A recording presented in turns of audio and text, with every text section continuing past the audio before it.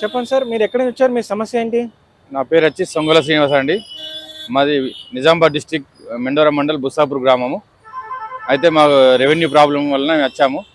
అయితే మాకు గత ప్రభుత్వంలో ధరణి వల్ల మా భూములు కోల్పోయాము. మా తాతలు పేరు మీద ఉన్న భూమిని అన్యాయంగా ఇతరుల పేరు మీద చేశారు తహసీల్దార్ గారు. దాని గురించి మేము తిరిగి తిరిగి మా కాళ్ళు అరుగుతున్నాయి. కానీ ఇంతవరకు సమస్య పరిష్కారం కాలేదు. ఇప్పుడైనా మరి ఈ ప్రజాపాలన దాంట్లో అప్లికేషన్ ఇచ్చాము సీఎం గారికి. మరి ఇప్పుడైనా పరిష్కారం అవుతుందని చెప్పేసి ఆశిస్తున్నామండి. ఇక్కడికి ఎన్నిసార్లు వచ్చారు మీరు? మేము గతంలో అయితే చాలాసార్లు వచ్చాము. గత ప్రభుత్వంలో కేసీఆర్ ప్రభుత్వంలో 10-20 సార్లు తిరిగామండి. కానీ ఎక్కడ కూడా స్పందన రాలేదు, ఎక్కడ కూడా న్యాయం జరగలేదు. అక్కడ దగ్గరుండి మరి గతంలో ఉన్న మినిస్టర్ గారి మరి దగ్గరుండి వాళ్ళకి మా తాతల ఉన్న పేరు మీద ఉన్న పట్ట భూమిని ఇతరులకు పట్ట మార్పిడి చేయించారు.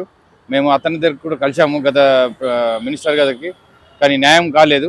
ఇప్పుడన్నా అవుతుందేమో చెప్పేసి ఇక్కడ రేవంత్ రెడ్డి భవన్కి వచ్చామండి. మీరు నిజామాబాద్ నుంచి వచ్చామని చెప్తున్నారు, మరి అక్కడ ఎవరికి చెప్పలేదా మీరు? చాలాసార్లు కలెక్టర్ ఏది సోమవారం ప్రజావాణిలో దాదాపు 100 సార్లు ఇచ్చామండి. హైకోర్టు కూడా వెళ్ళాము, మన లోకల్ కోర్టు ఆర్మూర్ కోర్టులో కూడా వెళ్ళాము. కానీ ఇంతవరకు ఏమీ పరిష్కారం కాలేదు. ఓకే, ఇప్పుడు అవుతుందేమో అని ఆశిస్తున్నామండి. మొత్తం మీ ఊర్లో ఎంతమంది ఉన్నారు బాధితులు? ఇట్లా మేము అట్లా 150 మంది కుటుంబాలు ఉన్నామండి. 150 కుటుంబాలకు అన్యాయం జరిగిందండి. ఇప్పుడు మీరు ఒక్కళ్ళే వచ్చారు ఇక్కడికి? మేము మాతో 4 వచ్చారు. ఓకే, వాళ్ళు టిఫిన్ చేయడానికి వెళ్ళారు. ఓకే, థ్యాంక్ యూ అండి.